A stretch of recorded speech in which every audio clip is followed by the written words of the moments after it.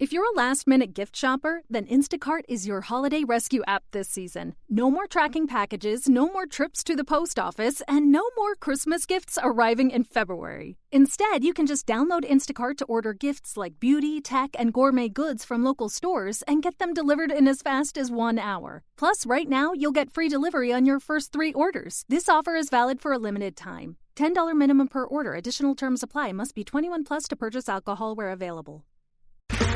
Okay, round 2. Name something that's not boring. A laundry? Ooh, a book club. Computer solitaire, huh? Ah, sorry, we were looking for Chumba Casino. That's right, ChumbaCasino.com has over 100 casino-style games. Join today and play for free for your chance to redeem some serious prizes. ChumbaCasino.com. No purchase necessary. Void where prohibited by law. 18 plus terms and conditions apply. See website for details. Welcome to Pretty Lies and Alibis. Join us as we seek the truth and travel the long road to justice. Hi, Alibiers. Gigi here, flying solo today. Wanted to get in a new episode. Got a few things to tell you. First, we've told you from the beginning that we may find things afterwards and bring them back and do a little time hopping. First, want to give a big thank you to Allison, who I met on the beach last week for the book. She sent me a copy of a book called Poison Dynasty, which is kind of similar to the whole Alec Murdaugh case. So thank you, Allison, for that. Really appreciate it. So we're just going to get started because there's a lot here. I'd like to get through all of this body cam footage with Charles. But before that, sometime in November of 2018, Lori and Chad were sealed in the temple. Lori said Moroni had given her to Chad and the Savior was there.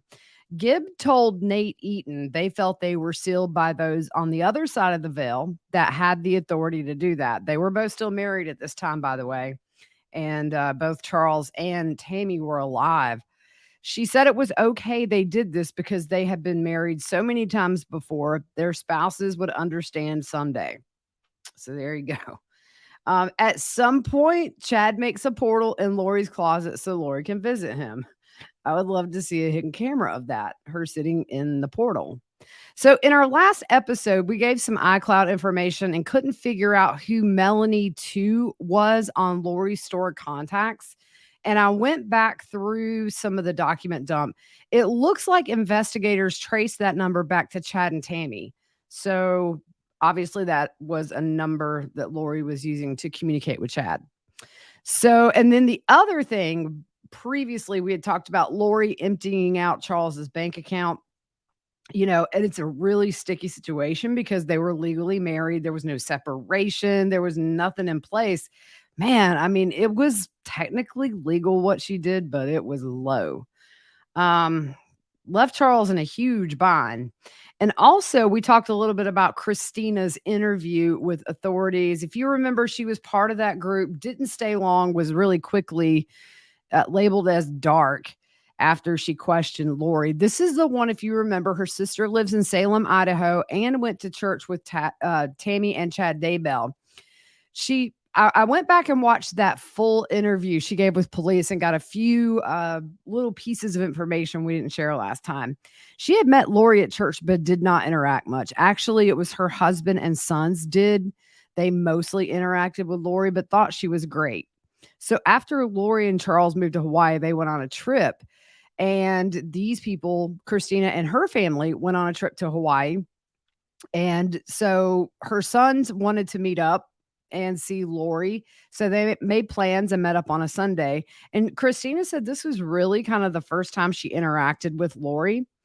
And a day or two later, Lori met their family on the beach, and Tylee, she didn't think Tylee was there. JJ was at school, but she said they had fun doing some paddle boarding. And then a couple of years later in 2018, they saw each other at the temple, and she had told Lori the work she was doing with refugees, and Lori was interested in helping and apparently came and helped her one day. But this is kind of, you see now the love bombing, the kind of roping people in. Christina said in that interview in December 2018, Lori showed up at her door and handed her an envelope that had $2,000 in it. And Lori said she was in the temple that day and thinking about Christina and her family. And apparently there must have been some financial struggle. Lori said, you don't have any income and I just want you to have this. And she said Lori was very kind about that. And then she left. But at the same time, she also kind of alluded to the fact in this interview with police that she sort of felt obligated to hear Lori out about all these crazy conspiracy theories because of stuff like this. And this is, to me, it's just an example of how you kind of slowly rope people in. And we missed 2 pages of the dark light email, which explains who people were in a past life. There's only 3. So they have JJ is a 4.2 light, and his past life was 400 BC among the lost tribe of Manasseh in Northern Europe. In his 3rd life, he was the son of James and Elena, which is Chad and Lori. We know that because of loin fire. And 4.1, he was Jonathan Elliott Edwards. That was 1745 to 1801. And then today he's a 4.2 light. So Lori, who is a 4.3 light, in her 2nd life, she was Lania, daughter of Methuselah, married Neil A. Maxwell. Number 3, Elena, daughter of Jesus' half-brother Judas, married James the Just. I believe James the Just is who Chad claims he was in a past life too. 4.1, I may butcher this, Ilimari, the prophet Moroni's wife.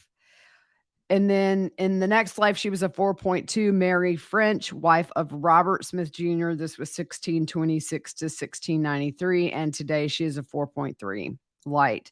So James and Elena, which is Lori and Chad, apparently they had 7 children, 4 sons, 3 daughters. The male was a 5.1 light.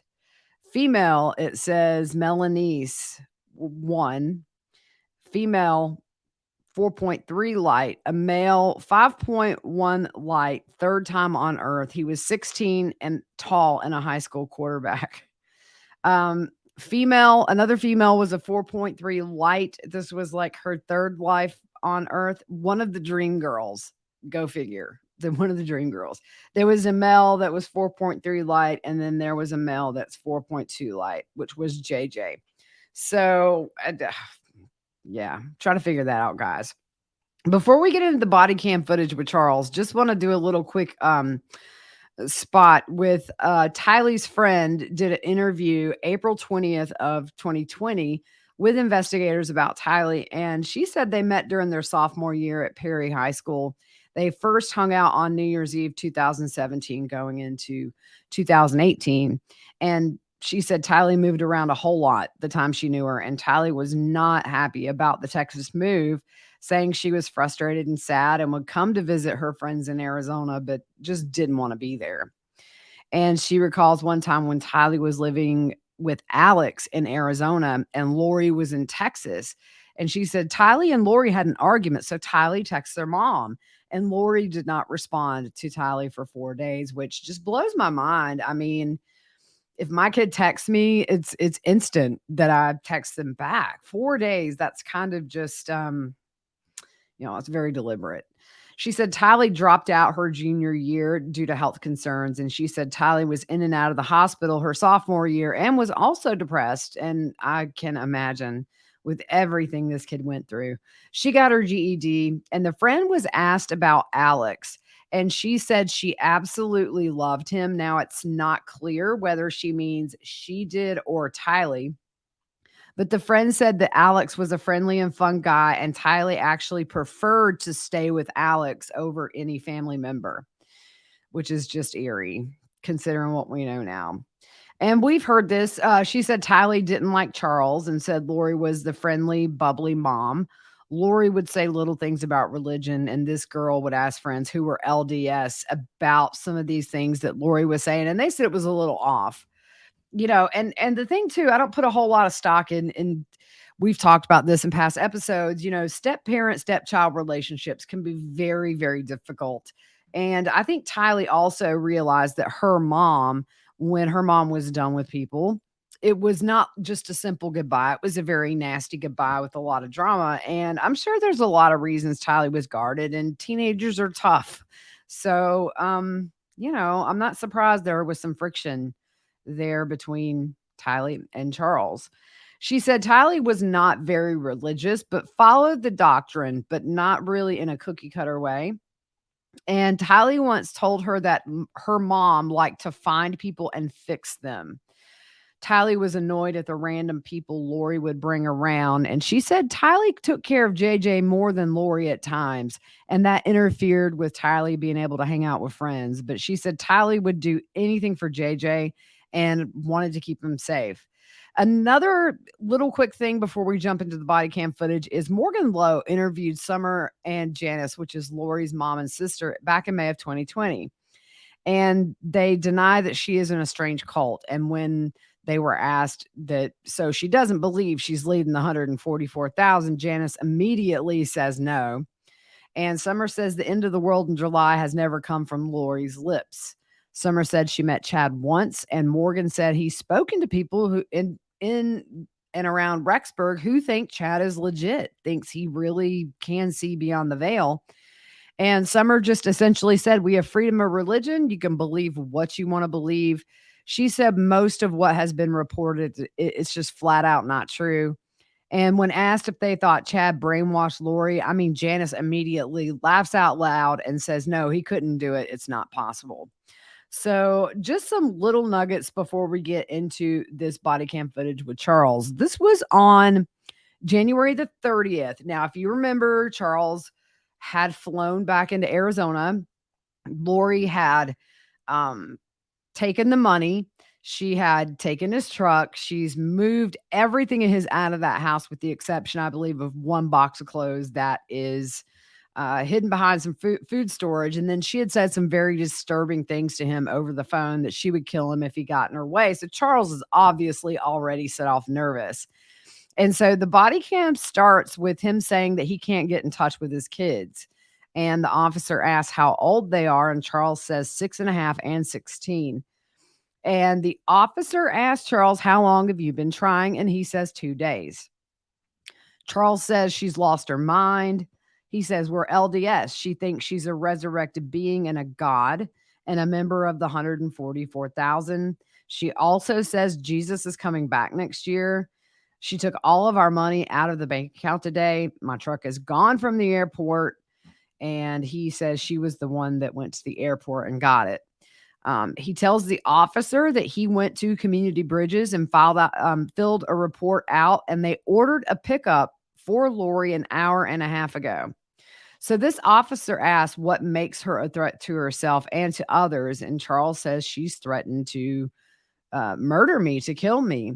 And the officer asks when she said that. And he points to a car and says his bishop is in that car.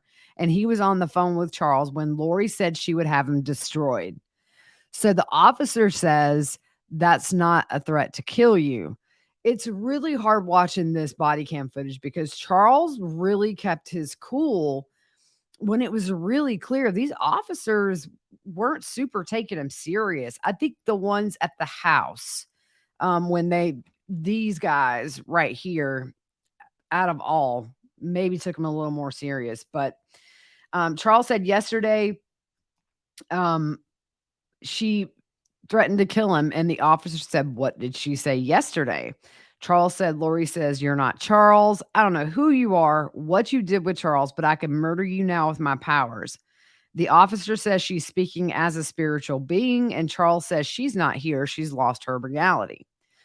So the officer asks if all this is recent. And Charles says it's been going on for about 4 to 5 years, but it's gotten really bad lately. She's going to the temple every day, speaking to Moroni and Jesus Christ, and they tell her what to do. So he said 4 or 5 years, it's been going on. So that would put this at the time between 2014 and 2015 when we had several people say this is around the time she became obsessed with Chad's books. So Charles says the last couple of days, she said, you're not Charles, you're Nick Schneider. He said, I don't know where she gets this name from. Now, Chad had sent the email to Lori with the subject Demon Ned Schneider 9 days earlier from this body cam footage, and also those light and dark scales. So Charles says she's got all the people in Utah telling her how many past lives she's had, how many probation she's had. She was married to Moroni way back when, and also she was married to James the Just. And the officer says, this is all foreign to me. And Charles says, it's foreign to me. It's crazy stuff. And the officer explains that he's not LDS. So Charles says she's just making no sense. And he says he hasn't seen JJ, who is 6.5. And he says he wants to do this now, talking about the pickup order. The officer says they do have it. And Charles asks, if she doesn't answer, what do we do? The officer says, if she doesn't answer, we can't enforce the order. Now, I looked up the process for a mental health pickup in Arizona. Here's what I found. I don't know if it's changed since this interaction that Charles had with police, but number one, the petition is reviewed within 3 days by a provider who determines if an evaluation is needed. Number two, if the petition is accepted by the provider, a pickup order is sent to police. Number three, the police will go to the location of the person and take them to the provider. Number four, the person will be involuntarily admitted for an evaluation. And number five, the provider has 24 hours to evaluate if the person will continue with the court-ordered evaluation. Hers was initially, I think, a 72-hour hold, and we'll get to that later. But let's take a quick break to give thanks to our sponsor. And this week is Everlywell. Take action today for a healthier tomorrow with Everlywell. Their at-home lab tests and vitamins and supplements can help you get the knowledge and support you need so you can become a healthier you. It's digital healthcare designed for you, all at an affordable and transparent price. With over 30 at-home lab tests, you'll be able to choose the test that makes the most sense for you to get the answers you need, like the women's health test or food sensitivity test. So Fruit Loop decided to take the food sensitivity test, and she learned a good bit throughout those results. Not to mention the testing process was really simple with just a finger prick, and then follow the instructions to send the sample back to the certified lab for the results. Fruit Loop found out about some food she's moderately sensitive to, and she's going to discuss that stuff with her doctor at the next visit. So Everlywell partners with you to get the answers you need. And for listeners of Pretty Lies, Everlywell is offering a special discount of 20% off an at-home lab test at everlywell.com/whattheworld. That's everlywell.com/whattheworld for 20% off your next at-home lab test. everlywell.com/whattheworld.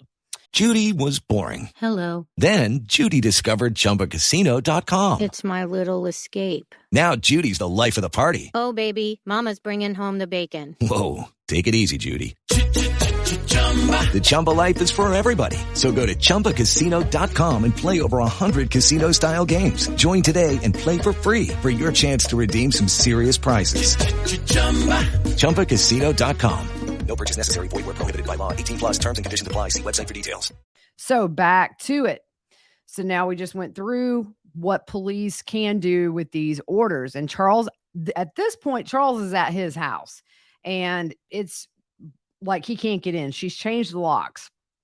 So Charles asks if he can bring him to his house. And the officer asks if he lives there. And Charles says, yes, my name is on the lease.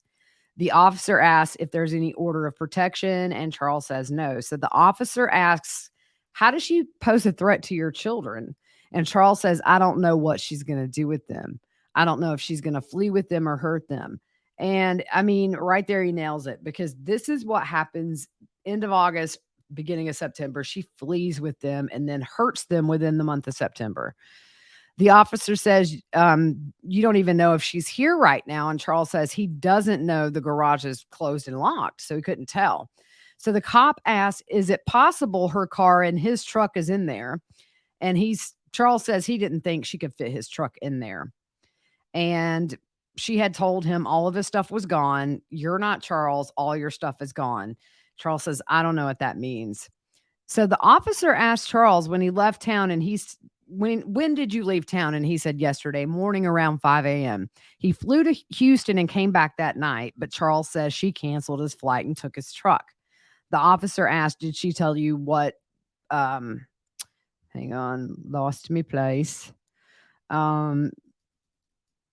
Oh, the officer asked, did she tell you that she took the truck? And Charles says no. She knows the code and she knows where he usually parks it. So the officer asked if Lori went with him to the airport, and he said no. And Charles explains he takes 45 round trips a year, but she knows where he parks because of the handicap plate for JJ. And the officer asked if he's filed a stolen report with police and asked how Charles knew she took it. I mean, he just answered this. And the officer says, you suspect. And Charles says, I suspect. He says she has the keys and the door code to the truck. I mean, don't take a rocket scientist. So Charles says, I just want to see that my boy's okay, which is JJ, and she's got a pickup order. And the cop says, so you live here? Charles says, oh yeah, all my stuff's in the house. We have a beautiful service dog. My daughter's room is right there up front. Notice the whole time he calls Tylee his daughter. He never says stepdaughter, her daughter from a previous marriage, my daughter. And the officer asked why he didn't just go home when he got back. And Charles said she told him not to come near home and that all of his stuff was gone. Charles says she's not stupid. She could have done anything. And Charles says he thought this would be the best way to do it, especially with the bishop witnessing what she did on the phone earlier today. And he says she's psychologically gone. The cop asks if they'll talk to her. If they talk to her, will she be able to have a rational conversation with them? And Charles says, I'm sure she will. We've seen this before. We see it later when Charles is murdered. She does not go in there and say, we didn't kill Charles. We killed a demon. She talks rational. She knows how and when to talk rational. So the officer says she'll probably tell me I'm crazy. And Charles says, oh, you're a dark spirit. Charles says, I'm a dark spirit. The bishop's a dark spirit, whatever that means. He said it's been going on again for 4 to 5 years, but has gotten worse in the last several months. And he's tried to ignore it, hoping it would get better. So when asked if she's medicated or has been going to a doctor, Charles says she won't go because she's a translated being and she cannot be killed and she cannot die. Charles also said she told him that she told him and both the bishop that. He heard this, not just me, and he kind of pointed to where the bishop was. Charles tells the officer that he loves her to death and this is killing him. He says their 13th anniversary is next month and they've had a great marriage. And all of a sudden in the last month, it just blew up. She's just lost connection. Well, what happened in the previous month? I mean, we know that they met in October, but you got November, December, her and Chad are talking a lot. They're already getting burner phones. That's what happened. That's why it just blew up in the last month. So the officer asked if she's threatened the kids, and Charles says that day with the bishop on the phone, Lori said, come get the kids. I don't care. Come take them. The officer asked if she made a direct threat to the kids, and Charles says no. So the officer asks about Lori threatening him and asks if it's in a spiritual way. And Charles says no. She said, I will kill you. You're not Charles. Nobody will care.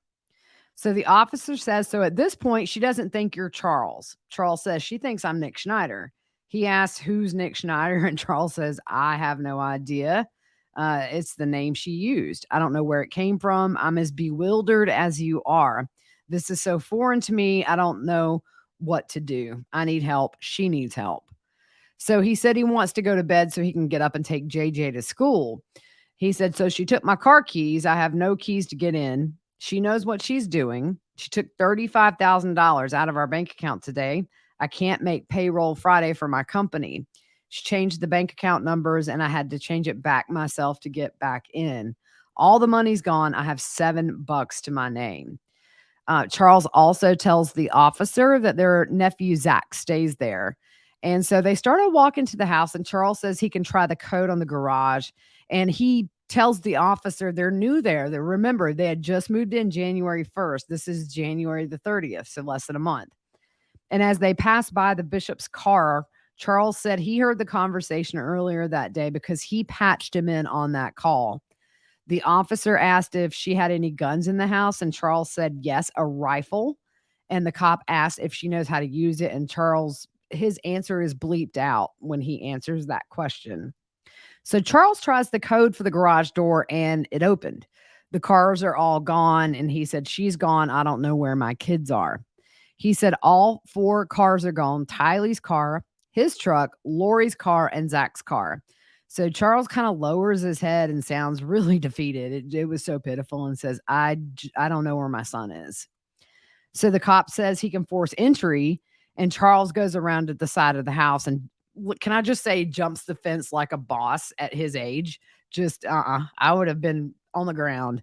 And so he's trying to find ways to get into this house, and he comes back to the garage and tries to kick the door in, but there's a deadbolt, and he calls the bishop over at that point.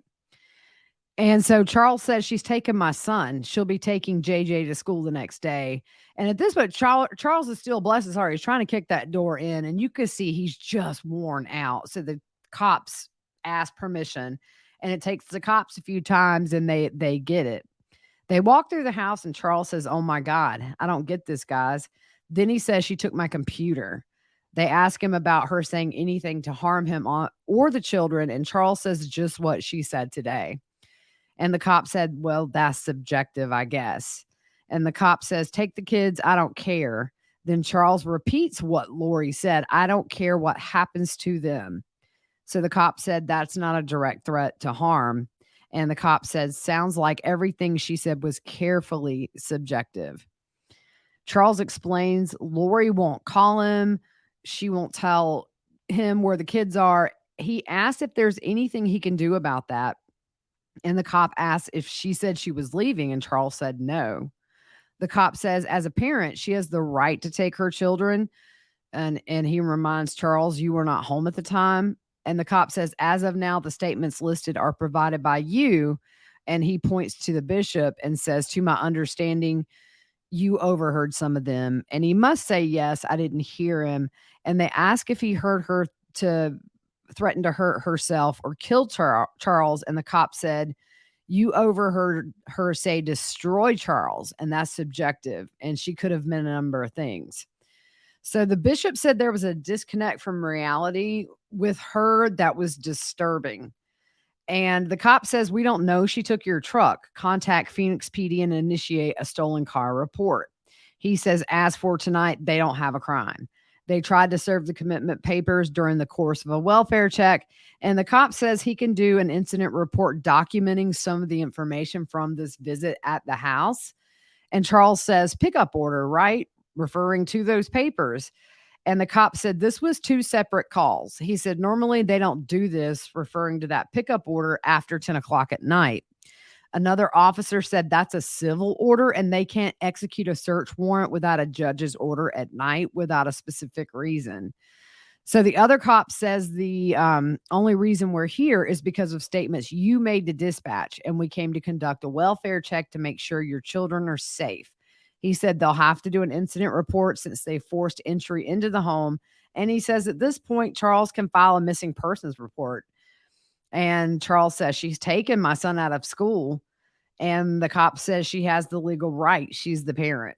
And, it just bothers me because you've got the bishop and Charles both saying that she, and subjective, my Fanny. Those are very odd statements. And you would think that these cops would do whatever they could to get her picked up on that order, at least. And I mean, at this point, Charles just sounds really exasperated and says, what can I do, guys? And they said at this point, report about the truck with Phoenix police. Charles asks if he can use GPS to track the truck. And the cop says you can use whatever service that truck has. And the cop said, even if you file a missing person report, then we find her and ask, are you missing? And she says no, then she's not missing and they'll let her go. So Charles asked again about the pickup order, and the cop says, if we come across her, we can serve her with that and take her to Community Bridges. If she is found in another city like Flagstaff, they're not going to take her. That's an order that's only going to be held in that area. And the other cop says he understands the situation Charles is in, but they're explaining what they can do on their end legally. So Charles says he'll file the truck being stolen and a missing person report. And the cop said, when you file the stolen truck, don't say she took it. Say you suspect she did and she's with the kids, and make it known you have a handicapped young child. So if they come across it, we don't want them to pursue the vehicle to put the kids in danger. And Charles asks, what can I do after a period of time? And the cop says, file paperwork with the court. And Charles says he's going tomorrow to see JJ. Charles asks for a copy of the pickup order, and the cop says, we can't give you that. So the cop says they can take her in between 6:30 a.m. and 10 p.m. They can't just come serve her with the papers. Charles tells the bishop he needs a ride in the morning to get a rental car and tells him to go ahead and go on home. So the cop says what's going to happen is they'll hand off the pickup order on the morning shift. And he says if she comes home tomorrow, Charles can call them and they'll come out with the pickup order.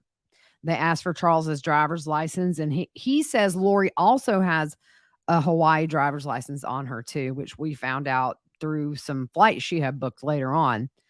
They asked if Lori has family in the area, and Charles names off her sister, her mom, her brother, and the cops says start with the report in the morning. And Charles says, I'm going to bed, guys. I'm worn out. He thanks them and then turns to go inside his house. So at 11:38 p.m., Gilbert PD received an emergency health petition for Lori that was completed by Charles. And it was an involuntary hold for a 72-hour observation at Community Bridges. Lori told him, he's not Charles. I don't know who you are or what you did with Charles, but I can murder you with my powers, and referred to Charles as a dark spirit. That's on that petition. And they note here that Iplos was first seen on Zulima's text messages. Gibb told authorities Iplos was a combination of dark spirits that occupied Charles's body after Ned Schneider left his body. So we're going to stop here because there's one more thing of body cam footage, and then Lori and Tylee and Melanie Gibb go into the police station. We'll do those in an episode, but it's really hard reading this because I understand on one hand, the cops are a little bit, their hands are tied somewhat in what they can do with all this, but it's just so sad to see that disconnect with Lori and these things she's saying. And the fact that she has JJ and Tylee in her custody, that nothing is being done. I don't care if it's 11:30, you got to make sure the kids are safe. All this makes me really ill, y'all. It's hard to watch because Charles is so understanding and patient. And the next couple of body cam footage, the cops are just really sort of rude. But anyway, so that's all for these. We will be back tomorrow, finish up these other body cam footages and the visit by Melanie Gibb and Lori and Tylee to the police station. Also, we have some 911 calls that Charles made that next day before and during while Lori is at Gilbert PD filing that report about her purse. All right, guys, we will see you soon. Take it easy. With the Lucky Land Slots, you can get lucky just about anywhere. This is your captain speaking. We've got clear runway and the weather's fine, but we're just going to circle up here a while and get lucky. No, nothing like that. It's just these cash prizes add up quick. So I suggest you sit back, keep your tray table upright, and start getting lucky. Play for free at LuckyLandSlots.com. Are you feeling lucky? No purchase necessary. Void where prohibited by law. 18+ terms and conditions apply. See website for details. Hello, Saver. Whether you're saving for that trip to the tropics or saving for an emergency, now is the time to take advantage of Wells Fargo's savings options. Wells Fargo offers savings accounts that can help you save towards your goals. So, what are you saving for? Visit a Wells Fargo branch or wellsfargo.com/save to open a savings account today. Wells Fargo Bank, N.A., member FDIC.